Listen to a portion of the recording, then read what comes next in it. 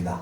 지난번에 우리가 함께 나누었던 것은 사도 바울이 자기가 세 가지 정체성, 이 세 가지 전생성이 가졌던 이유, 바로 예수 그리스도의 종이 되고 사도로 부르심을 받았고 복음으로 하여 택함을 받았던 이유는 무엇이냐? 오직 하나님의 복음 때문이다 라고 했습니다. 그렇다면 첫 번째, 하나님의 복음은 무엇인가? 그에 대해서 우리가 함께 나누었죠. 하나님의 복음은 하나님께 속한 복음이라고 했습니다. 그리고 이것을 또 다른 의미로 보면 하나님으로부터 온 복음이다 라고 했죠.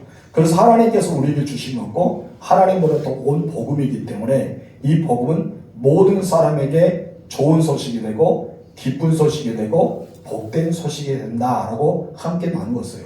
그리고 이 복음은 하나님부터 시작하기 때문에 영원한 하나님의 비밀로 이 땅에 가져왔고 또 성경에 기록하였고 예언자들을 통해서 또한 예언 사람은 약속의 그 근간에서 지금까지 왔다는 것을 지난주에 함께 배웠습니다. 그럼 우리 두 번째 보겠습니다. 네, 하나 더 넘겨주세요. 자, 다 같이 시작. 복음의 핵심 예수 그리스도. 복음의 핵심은 무엇이냐고요? 예수 그리스도. 사도 바울은 복음이 무엇인가에 대해서 두 가지로 우리에게 이야기했다 했죠. 3절 먼저 읽겠습니다. 시작. 그의 아들은 가나안으로 나가며 육신으로는 다윗의 혈통에서 나셨고. 첫 번째, 우리 지난주에 함께 나누었어요. 다 같이 시작. 예수 그리스도의 인간적인 기원으로 그런 사람이다. 예수 그리스도의 인간적인 기원은 바로 인간적인 기원으로서 그런 누구다? 사람이다. 바로 인간으로 오셨다. 인생으로 오시는 예수 그리스도를 가리키죠. 두 번째 무엇입니까? 신적인 기원인데 그는 신적인 분으로 인해서 그는 누구다? 하나님이시다.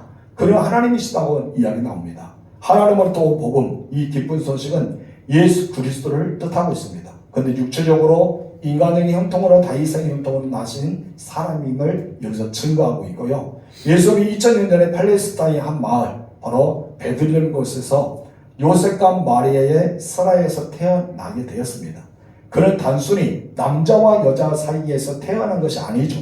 그에게 출생에 놀라운 비밀이 있었습니다. 어떤 비밀이 있었습니까? 바로 혈통으로 우리가 먼저 보면은 누구의 혈통으로 나셨다 했어요? 다윗의 혈통, 왕가의 혈통으로 났다고 이야기합니다. 이것은 무엇을 의미하고 있을까요? 다른 것이 아니라 예수 그리스도의 나심은 역사적인 인물이라는 것을 분명히 보여주는 말씀 중에 하나입니다. 한마디로 이 족보와 혈통에서 태어난 사람이 바로 예수님이기 때문입니다. 그래서 마태복음 시작하자마자 마태복음 1장 1절에 보면은 바로 예수님의 혈통에 대해서 말씀하는데 아브라함과 다윗의 자손 예수 그리스도의 계보라 나오면서 그 가계 부위에 대해서 설명하는 내용이 나옵니다. 그래서 예수님은 하나님의 아들로서 시작한 것이 아니라 인간인 예수님으로부터 시작하면서 누구의 자손으로 왔다고요? 아브라함과 다윗의 자손으로 오신 예수님이다 라고 소개하고 있습니다. 한 번 더 우리의 조상의 대대로 태어났던 그 가문의 사람으로 설명되고 있다는 것이죠. 그래서 마태복음 1장에 보면은 아브라함과 다윗의 세대가 있는데 14대로 납니다. 그리고 다윗에부터 시작해서 바벨론의 이주까지 14대가 나오죠. 그리고 바벨론의 이주부터 예수 그리스도의 태어나신 그날까지 몇 대가 됩니까? 14대다. 그리고 14대 이렇게 이야기합니다. 근데 누가복음에서 또 어떻게 말씀하면은 예수 그리스도 족보가 어디까지 올라갑니까? 마태복음에는 아브라함의 산에 올라갔다면은 예수 그리스도 족보는 누가복음에서 어디까지 올라가죠? 바로 아담까지 올라갑니다. 아담까지 올라가서 그는 아담 위에 누구까지 갑니까? 하나님이시다. 그렇게 누가복음에서 설명해요. 그러면 누가복음에서는 무엇을 이야기하죠? 예수님은 형통으로 나셨지만은 그는 누구다? 하나님의 아들이셨다. 바로 하나님이셨다라고 하나님부터 올라가는 것을 우리가 보게 됩니다. 요한복음에서는 창조전의 족보가 있었습니다. 그래서 예수님 족보는 세상이 시작하기 전 바로 하나님이 이 땅에 존재하기 할 때 그 태초로부터 시작된 분이 바로 예수 그리스도다라고 이야기합니다. 그래서 마태복음에는 아브라함과 다윗의 자손 이렇게 나오고 누가복음은 어떻게 나온다고요? 바로 그 족보에 위로 올라가니까 다음은 아담이고 그 위에는 누구다? 하나님이시다 라고 나옵니다. 요한복음에서 예수님 족보는 무엇이냐고요? 태초에 말씀이 계시니 그 말씀이 하나님과 함께 계셨다 하면서 하나님의 시작한 그 태초가 바로 예수님도 함께 계셨음을 이야기하면서 삼위일체 하나님에 대해서 이야기하고 있습니다. 오늘 본문에 우리가 보면은 다윗의 혈통에 나신 예수님에 대해서 한 가지 중요한 메시지를 증거한 것이 바로 사무엘하 7장 6절 말씀입니다.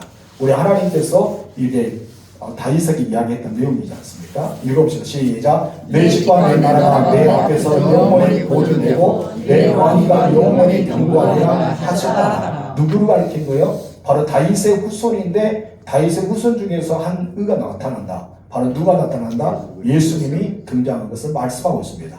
마가복음 11장 10절 시작. 찬송하리라 오늘 우리 조상 다윗의 나라여 가장 높은 곳에서 헛선하나. 바로 예수님께서 예루살렘 일성할 때 모든 사람들이 이와 같이 했다는 것이죠. 그런데 사람들이 예수님이 다윗의 혈통으로 나셨던 것을 알았을까요?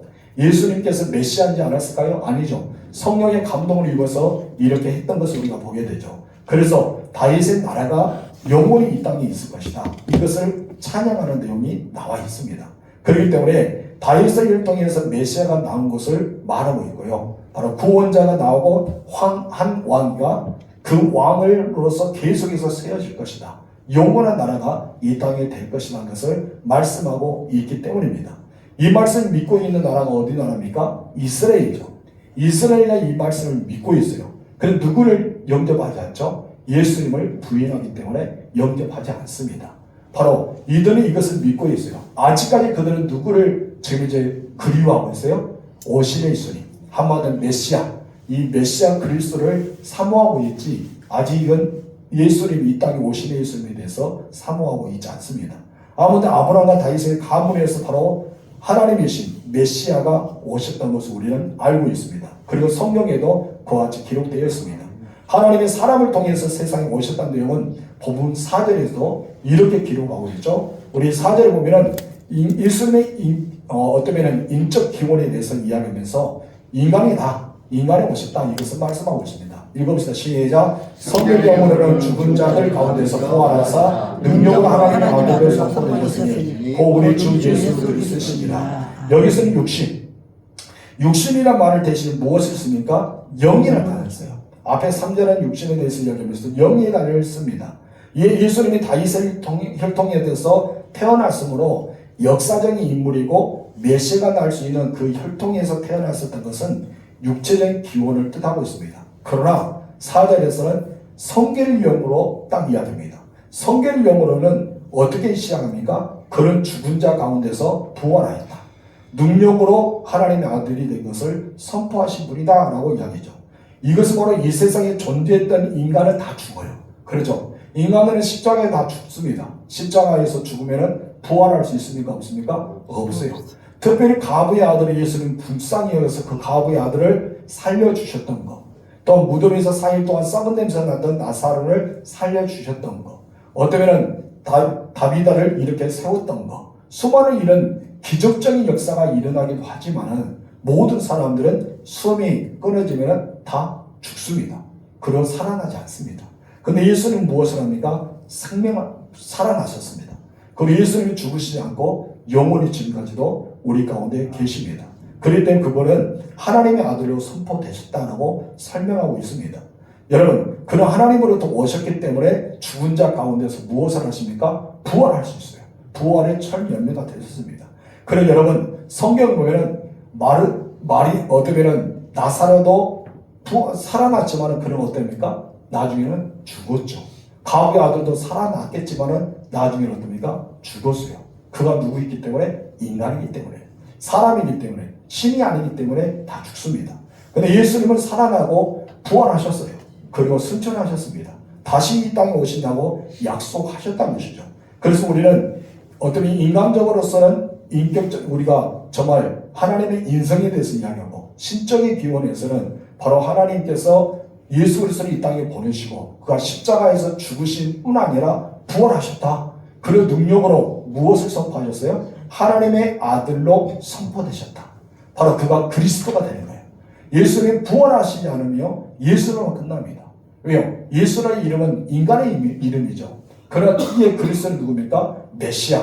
바로 하나님의 아들이시고 또 구원자이시고 중보자이시고 이 땅에서 우리를 살릴 수 있는, 우리에게 구원을 줄 수 있는 그리스도이세요.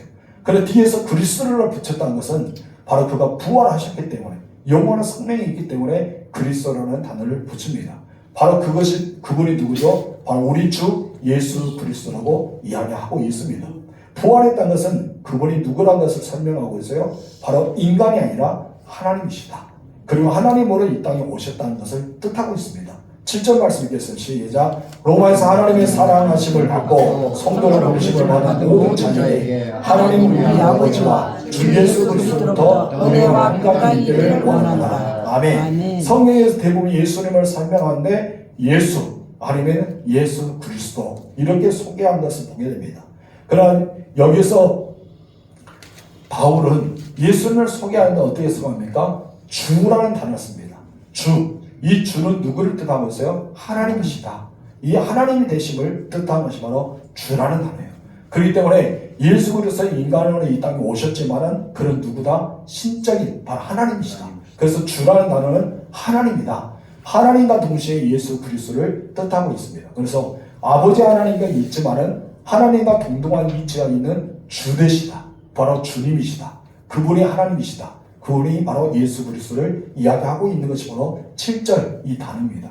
다른 곳에는 예수 그리스도 아니면 그리스도 예수 이렇게 많이 나오잖아요. 근데 주라는 단어가 붙었다는 것은 이것은 하나님과 같은 바로 신적인 그 의미를 뜻하고 있다는 사실 여러분께서 이것을 알 수가 있는 것입니다. 그리고 여기서 우리는 세 가지 고백이 나오는데 첫 번째 우리 고백 다 같이 읽읍시다. 시작. 신앙은 인간적인 기원을 가진 예수님을 믿는 것이다. 첫 번째는 인성으로 오신 예수를 믿어야 돼요. 예수님이 이 땅에 인생으로 오셨어요. 인간으로 오셨죠. 예수라는 이름은 여호수아처럼 이스라엘에게 흔히 많이 쓰였던 이름입니다. 한마디로 사람들에게 붙여준 이름이 무엇이라고요? 예수예요. 제 이름이 호영인 것처럼. 여러분들 이름 다 있잖아요. 근데 여러분의 이름 중에 옛날에는 뭡니까? 순자, 춘자, 말자, 엄청 많이 나오잖아요. 그리고 그런 자자로 끝난 것이 많이 나옵니다. 이 이한자가 있지만은 다들 그렇게 많은 이름이 있어요. 이런 이름들이 흔합니다. 자기 혼자만 이름을 가진 것이 아니라 많은 이름이 있어요. 여호수아도 예수라는 이름을 가졌습니다. 이것처럼 그때 당시에는 예수라는 이름을 많이 가졌어요. 그런데 우리가 믿는 예수님만 갖는 것이 아니라 인간인 예수의 이름을 많이 가졌다는 것이죠. 그런데 그런다 해서 그 사람들이 예수라는 이름을 많이 가졌다 해서 여러분 그리스도가 될 수 있을까요? 안 된다는 것이죠. 여러분 제가 김호영이라는 단어, 호영이라는 이름이 많이 가졌다 해서 그 많은 사람들이 제가 될 수 있을까요? 안 되잖아요. 인간의 몸을 입은 것도 저를 될 수 없다는 것이죠. 그런데 여러분 그 사람이 이름이 예수라는 이름을 많이 가졌음에도 불구하고 여러분 예수님의 구원자가 예수가 구원자가 될 수 없는 것은 그들이 하나님이 되지 않았기 때문입니다. 인간이기 때문에. 그래서 반드시 예수의 이름을 쓰고 나서 뒤에 그리스도의 이름을 쓰지 않는다면 그냥 사람 이름은 예수라는 단어만 쓰여진다는 것입니다. 그렇기 때문에 예수님께서는 부활하시기 전까지는 예수님의 이름이 그냥 예수였어요. 예수였다는 것이죠. 그리스도라는 것은 부활하신 후에 그리스도의 단어가 붙은 거지 그 전에는 예수가 맞습니다. 이처럼 우리는 예수를 믿을 때 그분이 한 인간이라는 것을 믿어야 돼요. 그분이 성령으로 잉태되어 동정녀 마리아에게서 태어났다는 것도 믿어야 됩니다. 여기서부터 시작된 거죠. 그래서 마태복음 족보에서 나타난 것이 바로 그가 태어나셨다. 그렇기 때문에 인간의 몸으로 태어났기 때문에 예수님은 주무실까요? 안 주무실까요? 주무시죠. 그런데 하나님은요 어떻게 말씀입니까? 졸지도 아니하고 주무시지 않고 여러분 쉬지 않고 일하십니다. 그분이 누구십니까? 영이기 때문입니다. 여러분 영이고 신이기 때문에 그래요. 근데 예수님이 이 땅에 어떤 모습으로 태어났죠? 인간이기 때문에. 여러분 잘 지하면 어떻게 삽니까? 여러분 예수님도 인간이기 때문에 드셔야 돼요. 배고플 줄 알고 여러분 또한 화장실도 갈 수도 있고 또 어떻습니까? 슬플 때 울 수도 있고 기쁠 때 웃을 수도 있었어요. 여러분 그 피곤할 때 어떻습니까? 고문에 피고 주무시기도 했잖아요. 그리고 십자가에 못 박일 때 어떻습니까? 엄청 고통을 당했어요. 그렇게 고통, 찢어지는 고통 여러분 얼마나 아픈 그 고통을 당하셨어요. 그렇기 때문에 인간으로 오신 예수를 우리가 그 자체로 믿어야 된다는 것이죠. 우리는 부활하신 예수만 믿는 것이 아니라 여러분 부활하기 전에 십자가에 달리기 전에 바로 이 땅에서 태어나셔서 여러분 공생의 생활을 하실 뿐 아니라 바로 공생을 시작하기 전까지 30살의 30대의 그 예수님을 우리가 믿어야 된다는 것이죠. 바로 그것을 믿을 때부터 구원에 대해서 우리가 말할 수가 있는 것입니다. 그래서 여기서부터 구원이 시작됩니다. 인성이 있은 예수님을 믿어야 된다는 것이죠. 어떤 분은 인간이며 육체로 오신 예수님에 대해서 별로 받아들이지 않아요. 그리고 부활하신 예수님만 믿기를 원합니다. 그분의 신적인 존재라고 생각하면 성자이신 예수님만을 받아들입니다. 그럼 여러분 그것은 반쪽 구원받게 되지 않죠.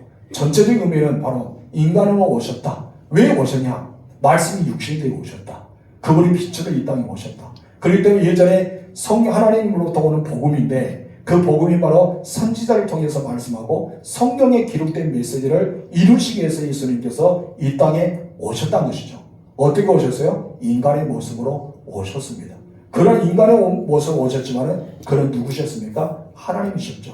거기에 대해서 우리는 말합니다. 그래서 진정한 구원은 예수는 인간의 적을 인정하고 그분이 우리의 죄를 위해서 돌아가셨다. 왜 돌아가셨어요? 바로 성경에 응한 대로 바로 어린 양으로서 모든 죄악을 다 짊어지고 십자가에 달려 돌아가실 때문입니다.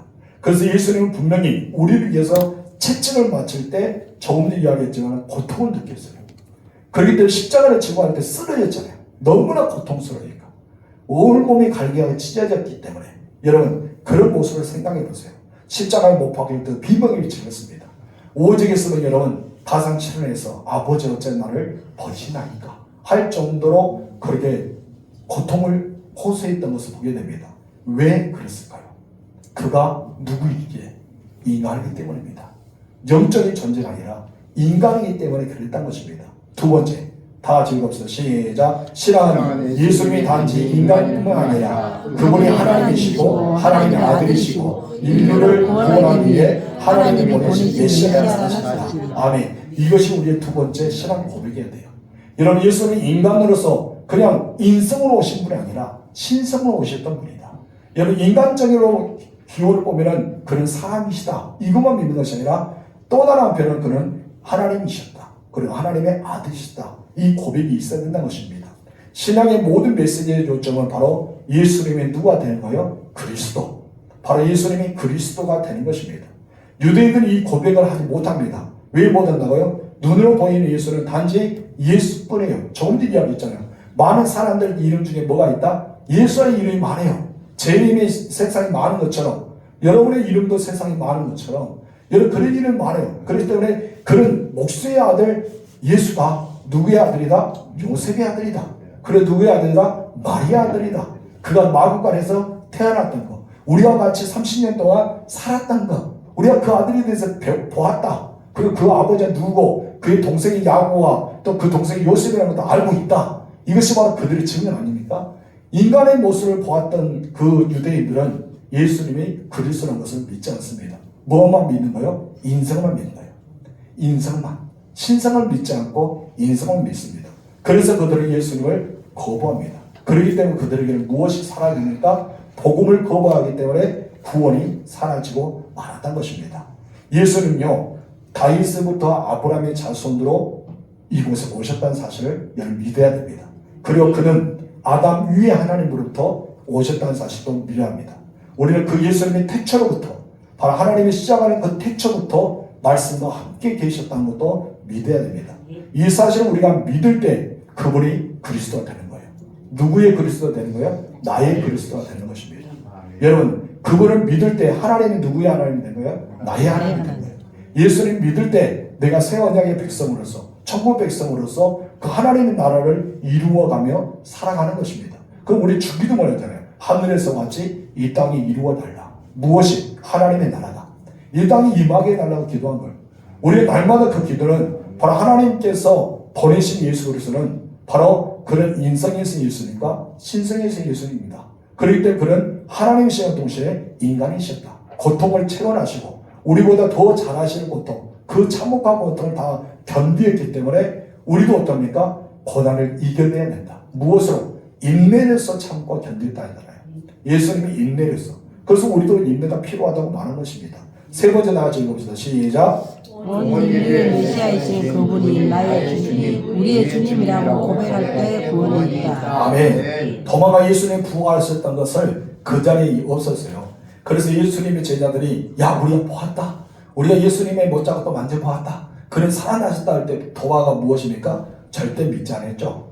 도마의 말은 무엇입니까? 내가 보고 내 손으로 만져보고 내 손가락으로 널어보지 않는 이상은 믿을 수 없다라고 이야기합니다. 그런 도마 앞에 예수님께서 나타나셨어요. 도마 앞에 나타나서 도마에게 무엇이랍니까? 바로 나를 만져보아라 라고 했어요. 그때 이 도마가 하는 말이 있습니다. 나의 주 나의 하나님이십니다. 그분이 누구셔요? 나의 주 나의 하나님은 인간의 모신 예수, 자기의 납비가 아니라 이제 신성을 받다는 메시아로 받아들인 거예요. 바로 그리스도를 받아들인 거예요. 그분이 하나님의 신성으로 받아들여서 이 고백하는 것입니다. 여러분, 우리가 보면은 빌보 앞에 그 앞에서 베드로가 고백하잖아요. 그 고백하는 것이 무엇입니까? 여러분, 그 고백이 바로 하나님의 살아계신 아들이면 신성의 고백 중에 하나지 않습니까? 이런 고백 가운데 우리가 살아가야 됩니다. 근데 예수님께서 중요한 메시지를 합니다. 너는 나를 본거로 믿느냐? 보지 못하고 믿는 자들은 복되도다 라고 말씀해서 믿어라. 믿는 자가 복이 있다라고 말합니다. 우리가 예수님을 영접하기 전까지 그냥 예수님을 지식적으로 이해한다 해도 우리는 예수님이 나의 구원자가 될 수 있을까요? 없습니다. 여러분, 지식적으로 예수님을 안다? 안 되는 거예요. 내가 무엇을 해야 됩니까? 믿어야 돼요. 내가 예수님이 그리스도가 되시고 나의 주님이 되시고 나의 구원의 자가 되시고 그분이 나의 인생의 모든 삶의 주인이다. 이것을 믿어야 된다는 것이죠. 우리가 믿어야지만 무엇을 받습니까? 제3을 받을 수 있습니다. 이것을 알아야지만 진정한 복음이 무엇인지를 깨달을 수가 있는 것입니다. 그래서 오늘날 교회의 심각한 위기가 무엇인지 아세요? 복음이 교회 안에서 사라졌다는 것입니다. 그냥 복음은 예전에 제가 여러 번 설명했잖아요. 밖에 불신자들에만 전도하는 용어로 쓰지 안에는 진정한 우리에게 복음이 우리 안에서 불타오르는데 나부터 복음이 사라지고 말았어요. 그래서 우리는 당연히 믿었기 때문에 오랫동안 신앙생활 했기 때문에 성경에 대해서 어느 정도 알기 때문에 목사님 태어나기보다 더 많은 신앙생활을 했다라고 할 수 있겠죠. 그렇게 많은 성경의 말씀, 많은 설교를 듣고 강사, 분강사를 통해 수많은 설교를 들었기 때문에 나는 받아들이지 않아도 돼. 불신자들에게 복음이 필요해 라고 생각합니다. 근데 우리는요 그렇지 않은 거예요. 나부터 복음을 채워야 됩니다. 아멘. 내가 복음을 믿어야 돼요. 예수님이 이 땅에 예언자를 통해서 하나님으로부터 친히 이 땅에 성경적인 인물이 태어났다. 그분은 바로 누구다? 아브라함과 다윗의 혈통에 나셨다. 그리고 그는 누구다? 바로 이삭 위에 하나님의 족보를 가졌다. 그리고 그분은 태초부터 시작되셨다. 우리는 이것을 늘 기억하며 살아가야 됩니다. 여러분, 이 복음을 정확하게 고백되지 않으며 우리에게는 복음의 능력이 나타나지 않기 때문입니다. 근데 많은 사람들이 복음의 능력이 나타나지 않은 것은 내가 예수님 믿고 있어도 그냥 옛날에 믿었던 예수님만 생각하고 있는 거예요. 오늘을 우리는 믿어야 돼요. 아멘. 내일도 내일을 믿어야 돼요. 우리 끊임없이 우리 주님을 고백해야 돼요. 아멘. 우리 가장 먼저 신앙 고백해야 됩니다. 주는 살아계신 하나님의 아들입니다. 아멘. 나를 위해 십자가에 돌아가셨고 나를 위해 부활하셨고 우리 주님은 나를 위해서 거처할 예비된 그 집을 마련하기 위해 오실 것입니다. 아멘. 나를 데려가기 위해. 우리는 마지막 예수님이 공중재림할 때 여러분의 이름이 호명할 때 우리는 들림받을 준비를 하였습니다. 아멘. 이 복음을 우리는 믿어야 된다는 것이죠. 그래서 우리가 신앙생활에서 실패하지 않으려면요, 여러분 교회에서 열심히 나와서 예배에 참석하는 것도 중요하죠. 또한 열심히 봉사하고 헌신하는 것도 중요합니다. 그리고 헌금 생활하는 것도 중요합니다. 그리고 그보다 더 중요한 것은 무엇이냐면 복음을 정확히 인정하고 믿어야 된다는 것이죠. 정확하게 복음을 믿으며 어떤 시련이 와도 넘어지지 않습니다. 확실한 믿음의 고백이 있고 복음의 능력이 있으며 우리는 스스로 승리의 삶을 살 수가 있기 때문입니다. 여러분, 우리는 복음을 모르기 때문에 예수 그리스도가 나의 주인이 되지 않기 때문에 실패하고 실망하고 시험 들면 넘어질 수밖에 없어요. 넘어지다 완전히 넘어져요. 일어설 수 없을 정도 넘어집니다. 그 여러분이 하는 것이 아닙니다. 여러분을 구원시키시는, 여러분을 살리시는, 여러분에게 안에 성령을 부어주시는 그 예수님께서 여러분을 일으키시고요. 그리고 원수를 사랑하게 만들어주십니다. 그리고 많은 사람에게 그들을 용서하게 만들어줍니다. 바로 말씀을 지킬 수 있도록 이끌어 주신다는 것입니다. 이 모든 것이 무엇이냐 하십니까? 바로 복음의 능력입니다. 여러분, 예수님을 영접하고 사랑하십니까? 진정히 예수님을 사랑하고 있습니까? 예수님 믿고 있습니까? 그럴 때 여러분 기적은 그때부터 시작합니다. 여러분 우리가 믿지 않을 때 기적은 나타나지 않은 거예요. 여러분 예수님을 나의 구주로 믿으십시오. 그리고 그분을 사랑하십시오. 그분의 복음의 능력이 나에게도 나타난다는 사실을 기억하십시오. 그리고 복음을 여러분도 받아들이세요. 내가 확신을 가지고 말해야지만 주변 사람이 깨달을 수 있어요. 내게 확실한 복음의 능력이 없는데, 내 확실한 복음의 은혜가 없는데, 나에게 복음의 그 흘러가는 은총이 없는데 내가 누구를 감동시키고 누구에게 전당을 하겠어요? 여러분 그 복음으로 가득 찬 이 사도 바울이 가르모아다 예수를 증거하니까 어떤 역사가 일어납니까? 엄청난 놀라운 역사가 일어나잖아요. 귀신들 떠나고 병든자를 치유되고 들었던 모든 사람들이 마음이 열려서 예수를 믿게 되고 자기 집을 내면서 교회를 삼게 되고 그리고 많은 사람이 머무는 곳에 하나님의 영광이 나타나고 그런 역사가 일어났던 것입니다. 이것이 무엇입니까? 복음입니다. 여러분 이 복음을 여러분 사모하시기 바랍니다. 그래서 우리가 세 번째 무엇을 소유해야 됩니까? 복음을 소유하라. 여러분들은 복음을 소유하시기 바랍니다. 사도 바울이 이 복음을 깨닫고 나서 나중에 우리가 배우겠지만 14절에 이렇게 말했어요. 읽읍시다. 시작. 헬라인이나 야만이나 지혜 있는 자나 어리석은 자에게 다 내가 빚진 자라. 여러분 헬라인이나 야만이 지혜 있는 자나 어리석은 자에게 빚진 자라는 것은 무엇일까요? 바로 그 사람들에게 내가 먼저 복음을 믿었기 때문입니다. 내가 먼저 복음을 알았기 때문입니다. 내가 먼저 예수를 구주로 영접해서 구원받았기 때문에 믿지 않는 자들 그리고 알지 못한 자들에게 생각하면 내가 빚진 자예요. 이것을 빚을 졌으면 어떻게 돼요? 갚아야 되죠. 갚은 것이 무엇이에요? 전도예수예요.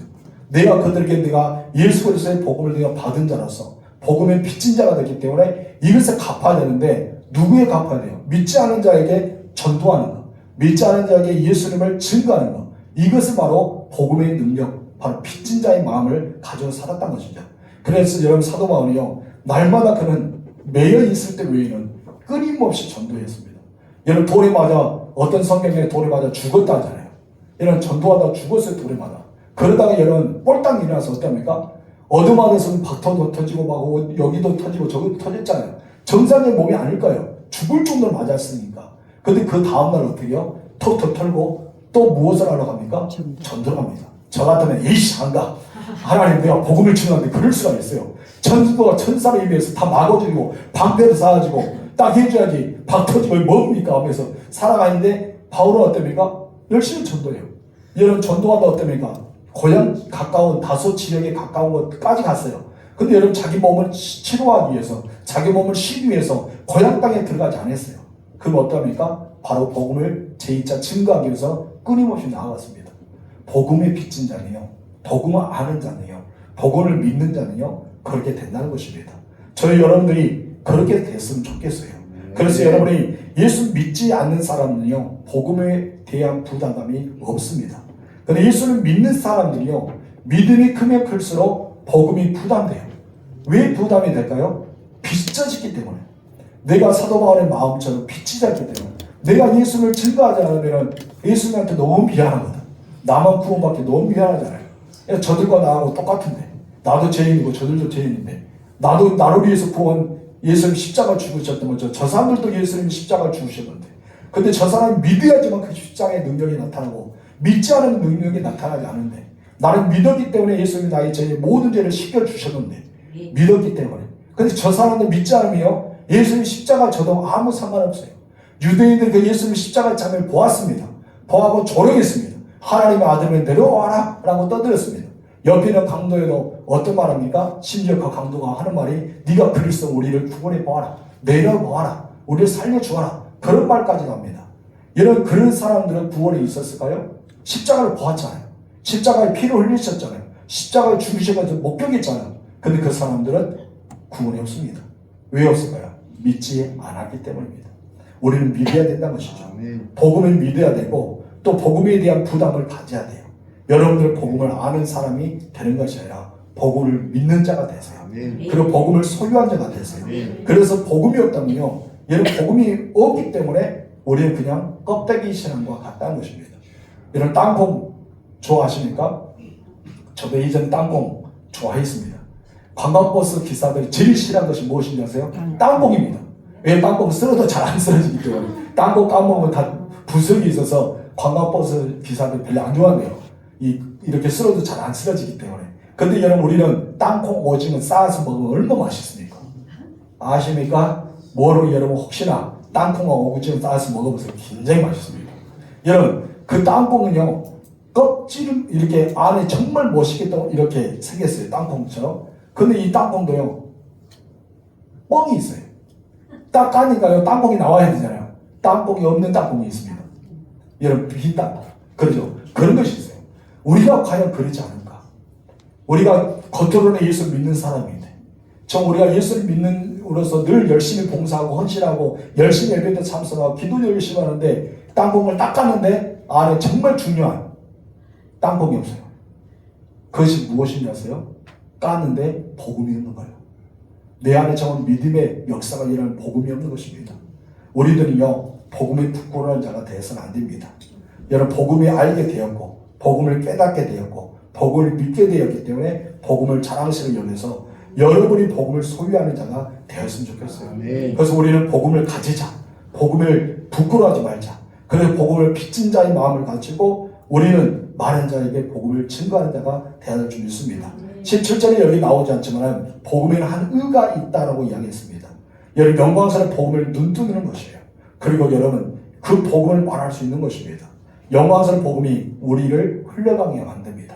여러분 삶 속에 복음이 젖어가게 만들고 이 복음의 놀라운 능력이 여러 나타나서 복음의 예수 그리스도가 나의 주님을 담대게 선포할 수 있는 입술의 권능도 허락하여 주신다는 것입니다. 그래서 우리가 9절까지 우리가 7절까지 함께 보았는데요. 이 복음의 메시지를 사도 바울이 이렇게 요약했습니다. 다음 주에 우리가 8절부터 우리가 함께 나누도록 하겠습니다. 이제 우리들 기도할 텐데 사순절을 통해서 우리 기도하신 저녁 기도하신 몇 분이 계셔요. 근데 수요일 끝나고 다 가서 몇 분만 남아서 기도한 것보다 함께 기도하면 좋겠어요. 그런 마음을 가지고 우리가 이 시간 4가지 기도할 텐데 첫 번째 기도는 내가 제대로 복음을 알고 제대로 예수를 믿게 해주세요. 이 기도를 했으면 좋겠습니다. 요즘에 우리나라가 두 쪽으로 나눠졌어요. 그렇죠? 윤석열 대통령의 탄핵과 또한 탄핵 반대 편과 두 쪽 나타나는데 이건 좋지 않잖아요. 하나가 되어도 지금 이제 이런 위기를 우리가 감당하기도 어려운데 두 쪽에 나눠져서 정말 너무나 안타까운 현실이 됐습니다. 하나님께서 이 나라를 통치하여 주시고 이 나라를 다스려 주시고 그리고 이 나라를 회복하는 역사. 그래서 이런 회복의 은혜가 바로 경제도 살리고 정치도 살리고 또 의료에도 돌아오고 그리고 또한 학교의 교육적인 문제 또 복지적인 문제 정말 이 땅에 사는 모든 사람들의 문제가 해결되는 역사가 일어나기 위해서 먼저 우리가 두 가지 기도를 주여 먹으로 기도하겠습니다.